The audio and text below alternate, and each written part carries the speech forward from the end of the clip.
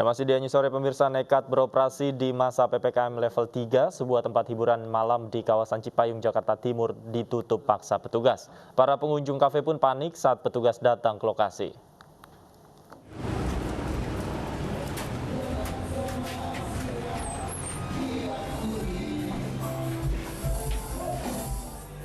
Petugas Satpol PP mendatangi sebuah tempat hiburan malam di kawasan Cipayung, Jakarta Timur dini hari tadi. Kedatangan petugas sontak membuat para pengunjung kafe panik. Sebagian besar pengunjung tidak menerapkan protokol kesehatan dengan melepas masker dan tidak menjaga jarak. Selain melanggar protokol kesehatan, kafe ini beroperasi secara sembunyi-sembunyi. Meski Jakarta sudah masuk zona hijau, namun tempat hiburan malam masih belum diizinkan buka. Petugas kemudian menutup paksa lokasi ini. Masih buka, kita tindak, kita tutup sementara.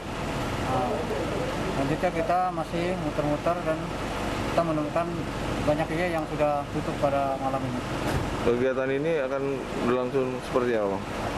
Kegiatan ini terus berlanjut sampai PPKM level 3 maupun nanti akan turun. Di masa penerapan PPKM level 3, razia serupa akan terus digelar demi mencegah peningkatan kasus COVID-19 di ibu kota. Dari Jakarta, Rio Manik, iNews melaporkan. Polisi kejar-kejaran dengan sekelompok remaja yang diduga akan tawuran. Dari belasan remaja, 4 diantaranya tertangkap. Diam.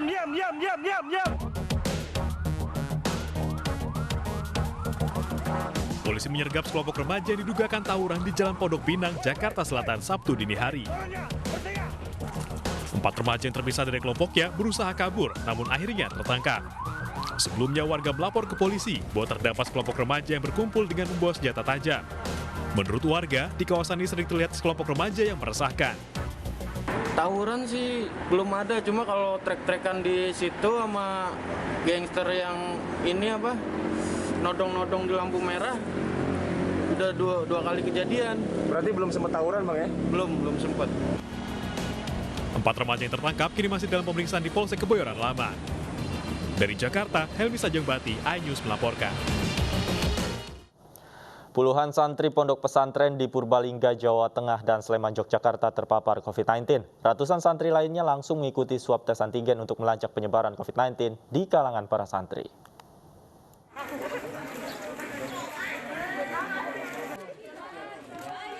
Jumlah santri terpapar COVID-19 di Pondok Pesantren Tahfizul Quran Harapan Umat Purbalingga, Jawa Tengah bertambah menjadi 36 orang. Para santri yang positif COVID-19 menjalani isolasi mandiri di asrama Ponpes secara terpisah dari santri yang sehat. Pengurus Ponpes kemudian menggelar swab tes antigen kepada ratusan santri lainnya untuk melacak penyebaran COVID-19.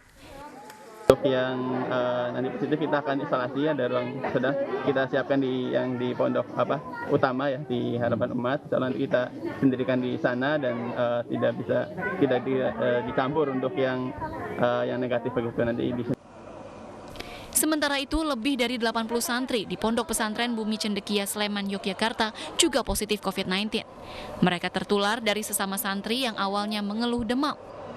Selanjutnya, ratusan santri lainnya menjalani swab tes PCR massal. Sementara santri yang positif COVID-19 langsung dipisahkan untuk diisolasi. Dari Purbalingga, Jawa Tengah dan Sleman, Yogyakarta, Catur Edi Purwanto, Gunanto Farhan, iNews melaporkan.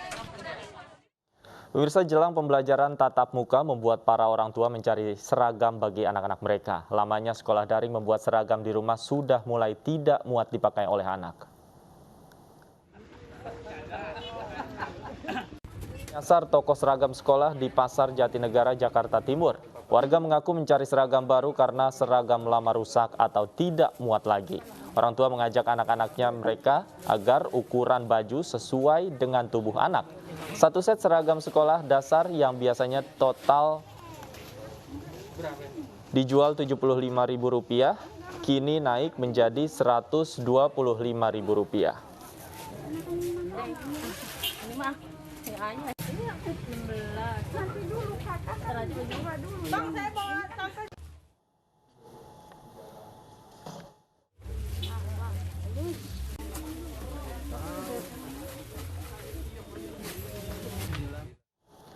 Dan untuk melihat bagaimana persiapan orang tua murid menghadapi sekolah tatap muka, sudah ada rekan kami Ayu Jelita di rumah salah satu orang tua siswa di daerah Jatinegara. Ayu, bagaimana persiapan orang tua jelang sekolah tatap muka untuk anak-anaknya? Ya, baik, terima kasih Davi dan juga pemirsa. Jelang kegiatan belajar tatap muka yang akan digelar pada 30 Agustus 2021 mendatang, sejumlah persiapan tentunya dilakukan oleh orang tua murid dan juga siswa. Dan saya saat ini sedang berada di salah satu rumah orang tua murid yang terletak di kawasan Jatinegara, Jakarta Timur. Langsung saja kita lihat bagaimana persiapannya.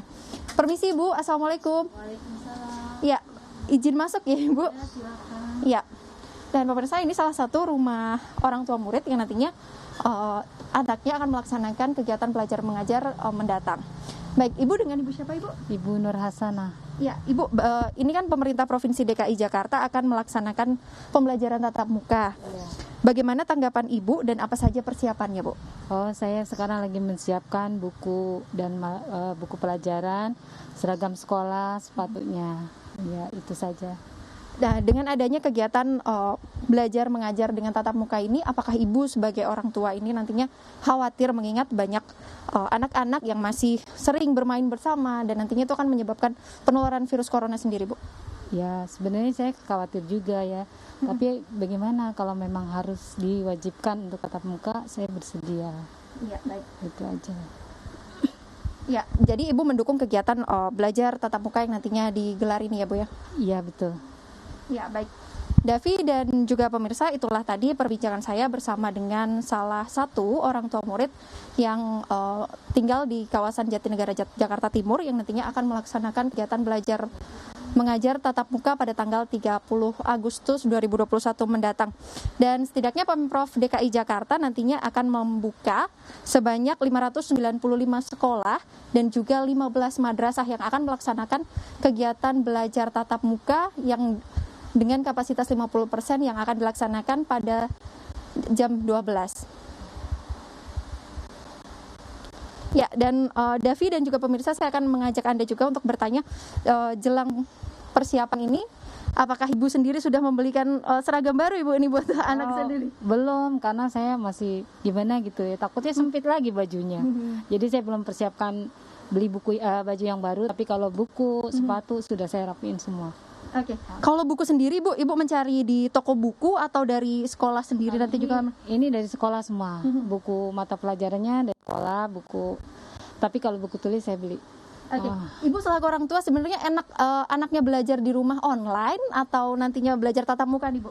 Saya senangnya sih tatap muka. Kenapa, Ibu? Karena kalau tatap muka itu kan saya juga kan nggak ini ya, istilahnya anaknya langsung cepat menangkapnya. Kalau di rumah kan dia nanti dulu diulur-ulur gitu. Iya, gitu aja.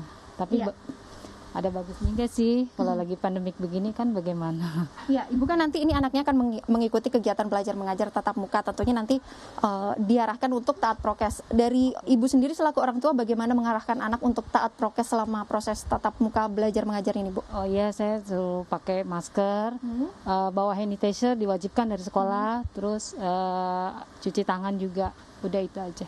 Ya, ini kan banyak nih Bu, apalagi kalau usia SD dan SMP ini yang mungkin jajan. Nah, di situ kan juga bisa menjadi tempat penyebaran virus corona sendiri. Bagaimana Ibu menyarankan sebagai anak ini, Bu? Oh, dari sekolah juga tidak boleh jajan di luar. Jadi suruh bawa makanan dari rumah dan minum, makan semua dari rumah dibawa.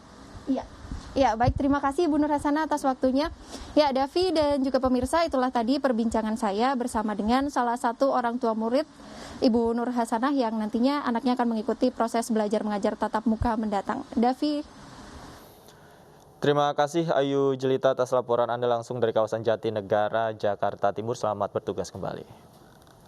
Pemirsa, menurunnya level PPKM di ibu kota dan sekitarnya membuat sekolah akan digelar secara tatap muka. Namun pembelajaran tatap muka masih menjadi pro kontra bagi orang tua siswa.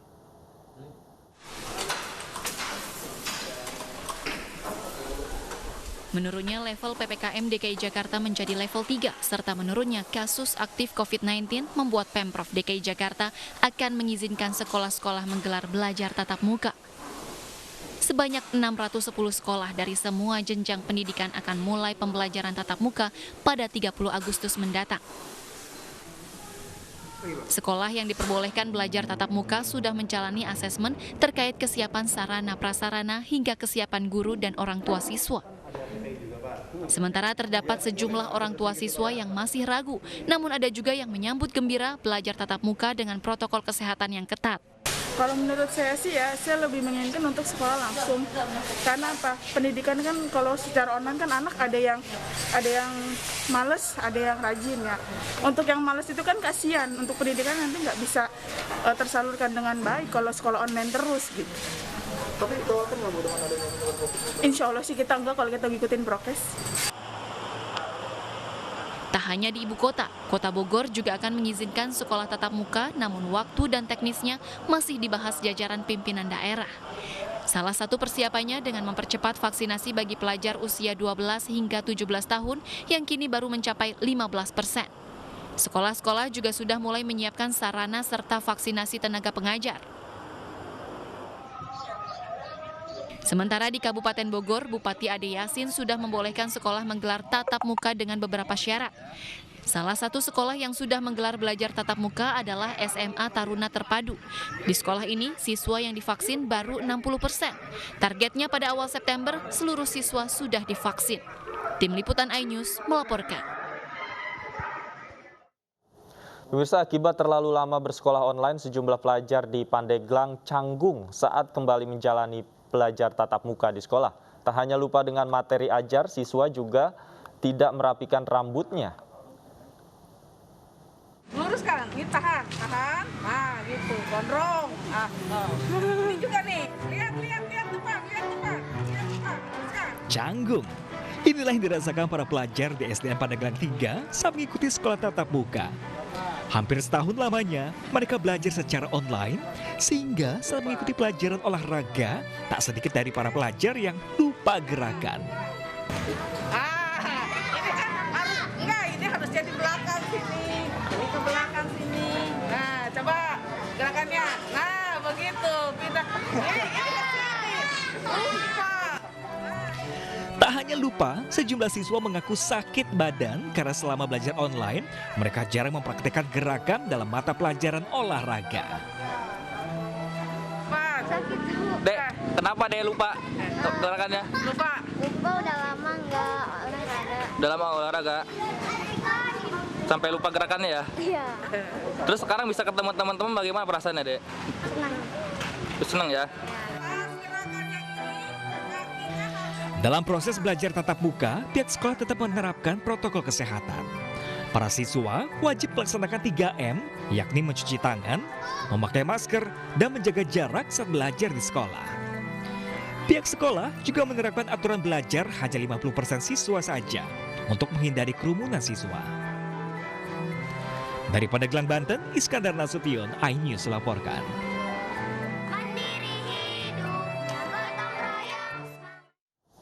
Seekor anjing ditembak oleh orang tak dikenal di Malang, Jawa Timur. Tak hanya ditembak, anjing tersebut juga diseret usai mati di tempat.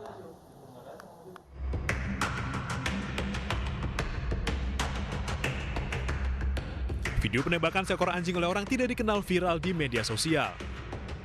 Anjing yang berada di depan rumah warga di daerah Malang, Jawa Timur ini ditembak sebanyak 2 kali dan langsung mati di tempat. Video ini pun mendapat kecaman dari warganet dan organisasi perlindungan hewan. Mereka meminta polisi untuk menyelidiki kasus ini. Apapun itu bentuk hewan, apakah dilindungi atau tidak, domestik atau bukan, sebenarnya bukan wewenang masyarakat untuk melakukan tindakan tanpa izin. Sementara itu, Satreskrim Polres Malang Kota terus mendalami tentang jenis senapan yang digunakan pelaku. Karena ini viral, kita coba akan dalami perkara itu, dan kita coba akan, tim kami dari Opsnal sudah melakukan penyelidikan. Kita menunggu nanti hasilnya seperti apa. Semoga nanti ada hasil yang baik dan segera kita tindak lanjut. Binatang juga oleh negara itu juga dilindungi. Kalau memang terbukti, kita kenakan pasal 302 dengan ancaman pidana. Kasus serupa telah terjadi beberapa kali di Indonesia. Dalam KUHP nomor 302 ayat 2, pembunuh hewan dapat dijerat dengan undang-undang pidana dengan ancaman hukuman maksimal 9 bulan penjara. Dari Malang, Jawa Timur, Denny Irwansyah, iNews melaporkan.